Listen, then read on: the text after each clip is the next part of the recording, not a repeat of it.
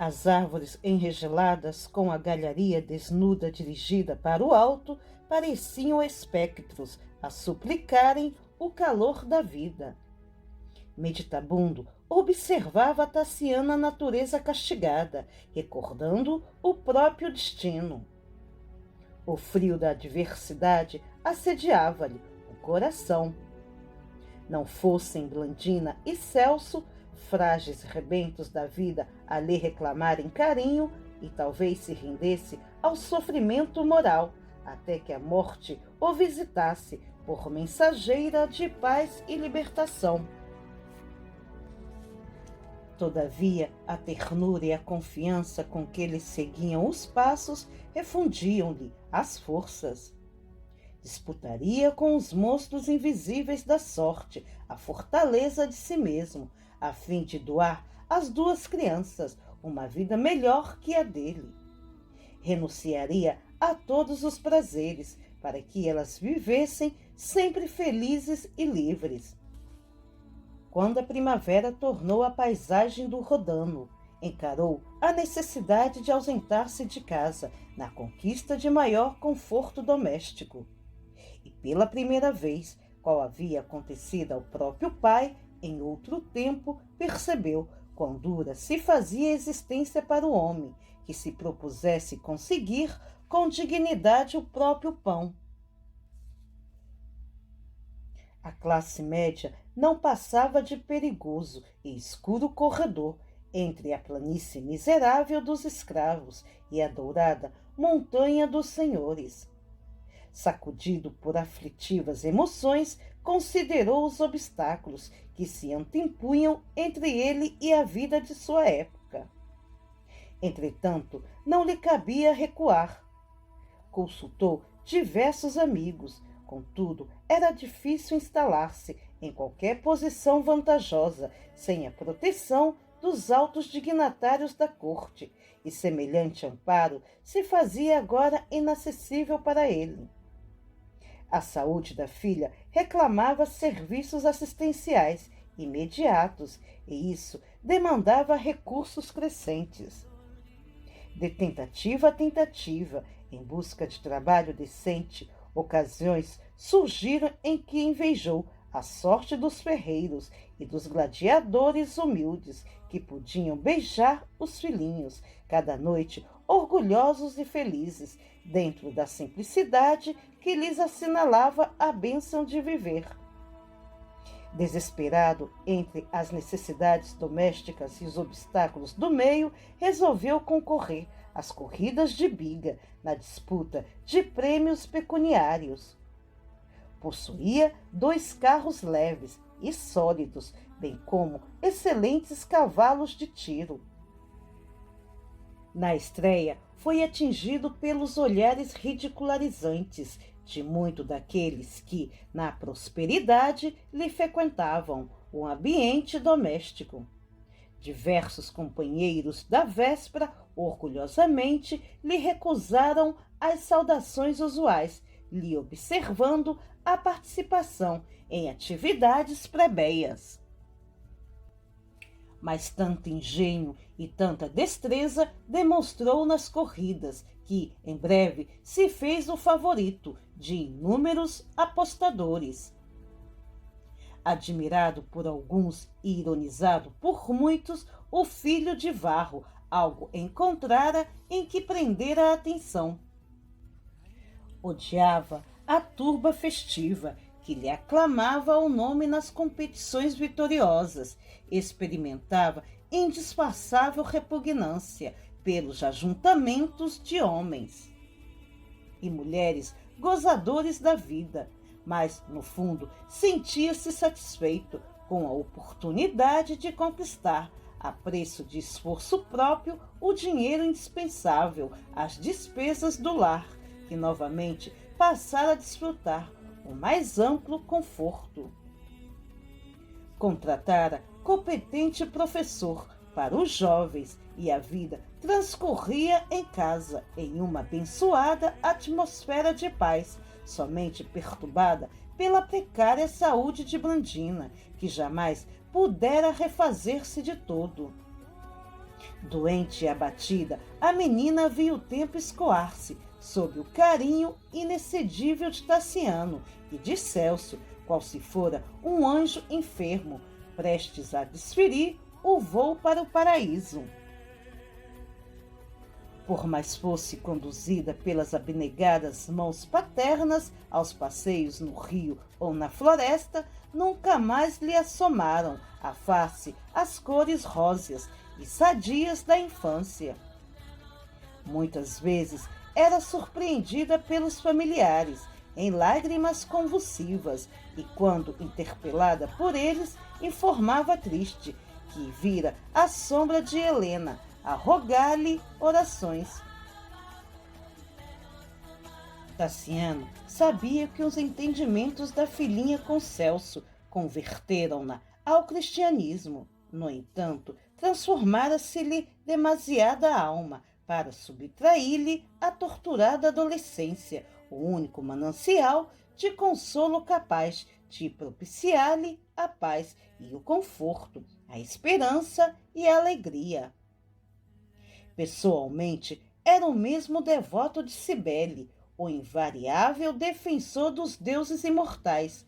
Todavia, as amarguras da terra lhe haviam ensinado ao coração que a felicidade espiritual não é a mesma para todos.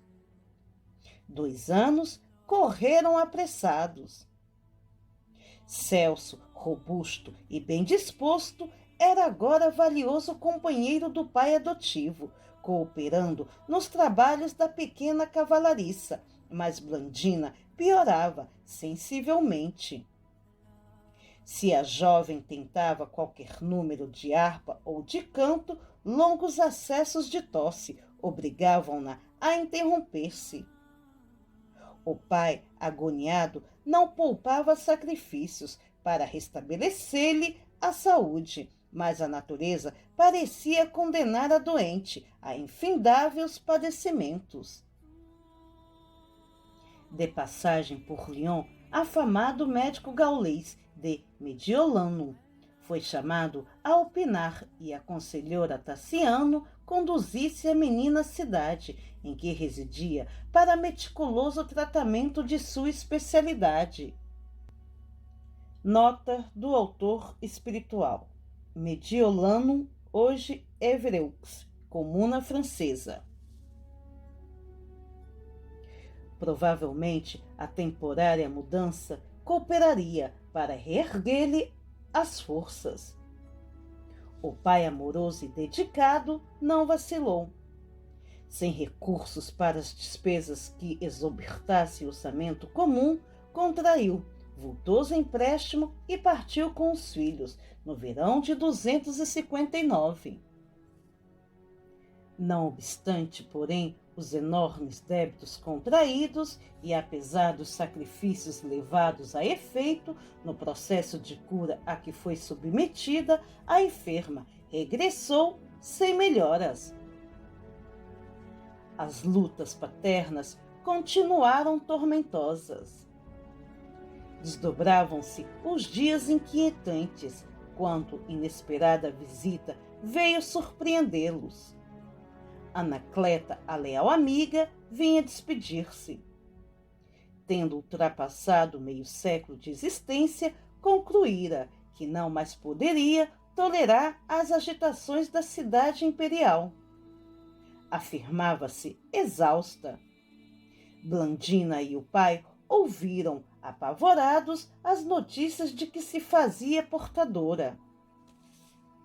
O velho Pílio morrera atormentado por grandes pesadelos no inverno de 2 anos antes, e Galba, talvez entediado dos excessos a que se rendera durante toda a vida, tentara mudança para a Campanha, no que fora impedido pela esposa, cada vez mais ávida de emoções e de aventuras.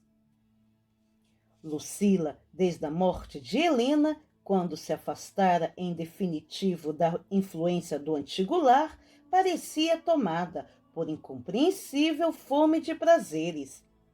Assim é que, enquanto o marido se retirava para o campo, confiava-se à perniciosa influência de Teódulo, que fixara residência no palácio de Vetúrio, qual se lhe fora afeiçoado familiar.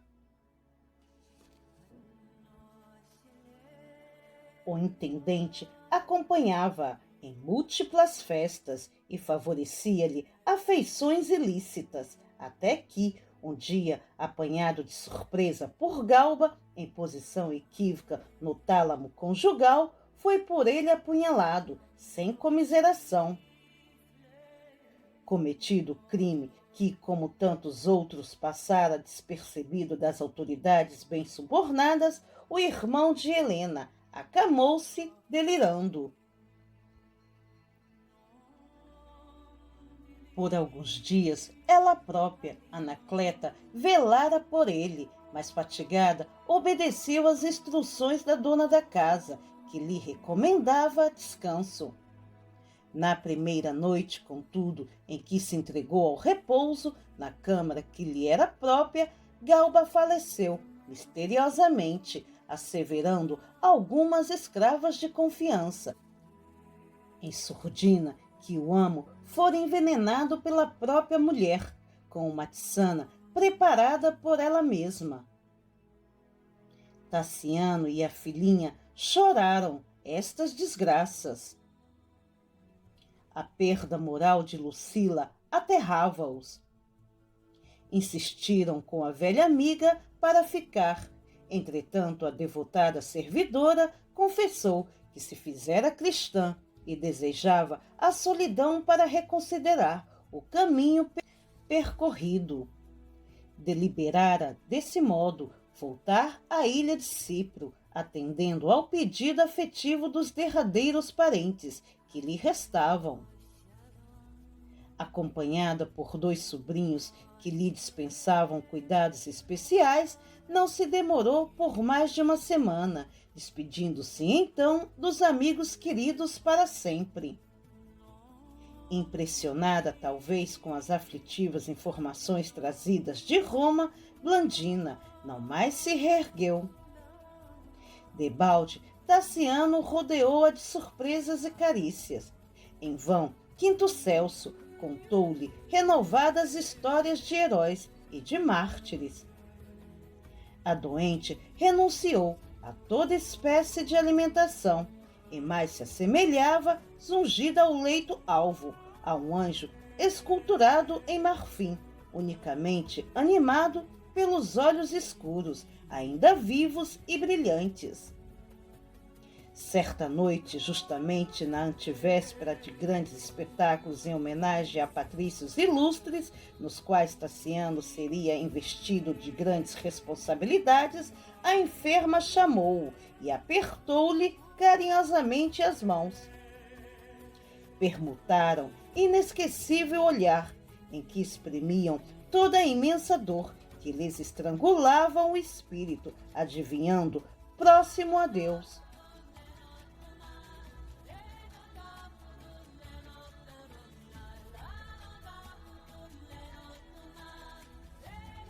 Pai,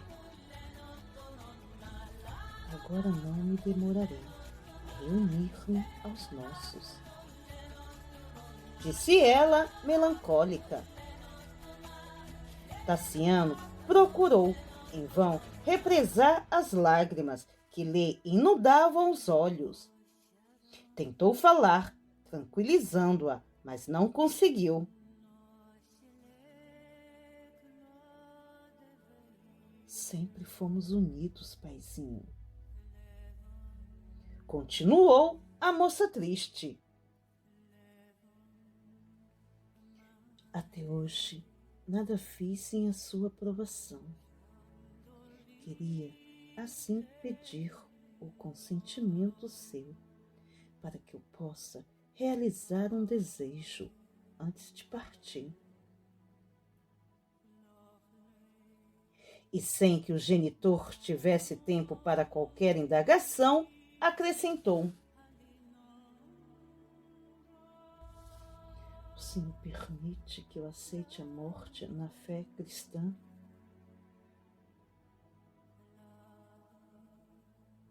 O patrício recebeu a pergunta como se fora apunhalado nos tecidos sutis da própria alma. Uma dor intraduzível, na qual se misturavam a saudade e os ciúmes, o fel e a angústia, fê-lo dobrar a cerviz melancolicamente.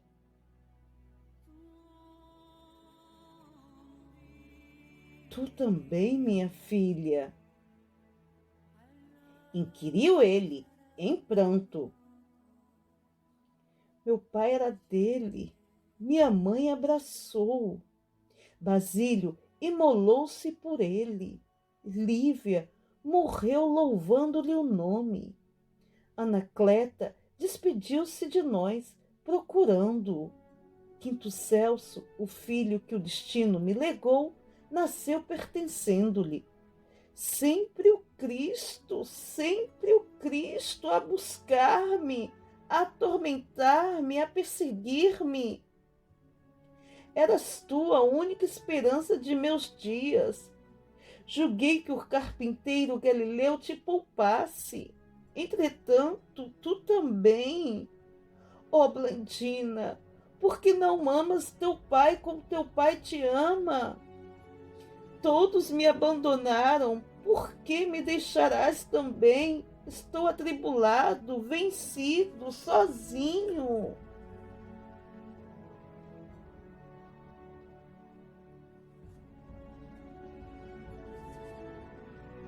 A jovem movimentou as mãos ressequidas e pálidas, com dificuldade, e acariciou-lhe a cabeça prematuramente encanecida, que pendia para ela, em choro convulso.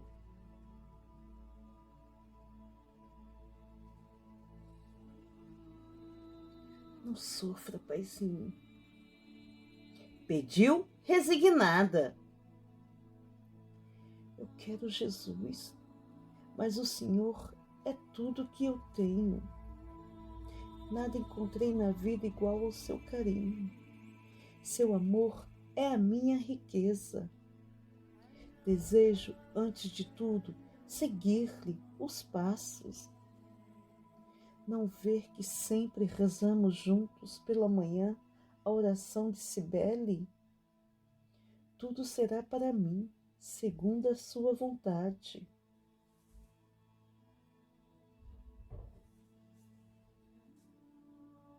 A jovem interrompeu-se por alguns instantes. Mostrou sinais de indefinível alegria no rosto descarnado e continuou.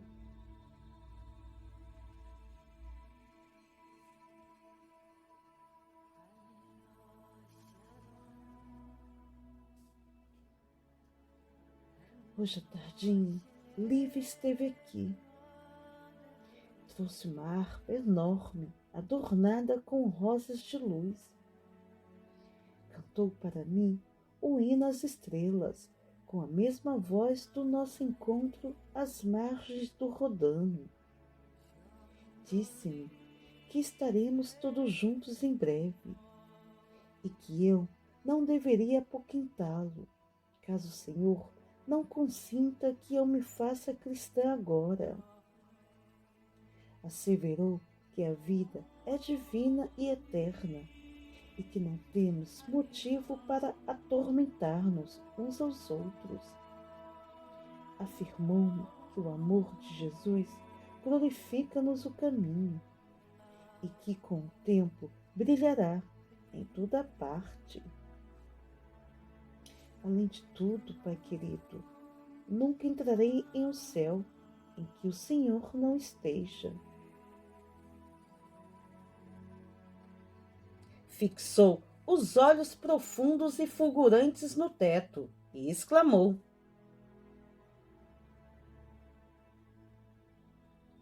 Jesus é também o amor que espera sempre.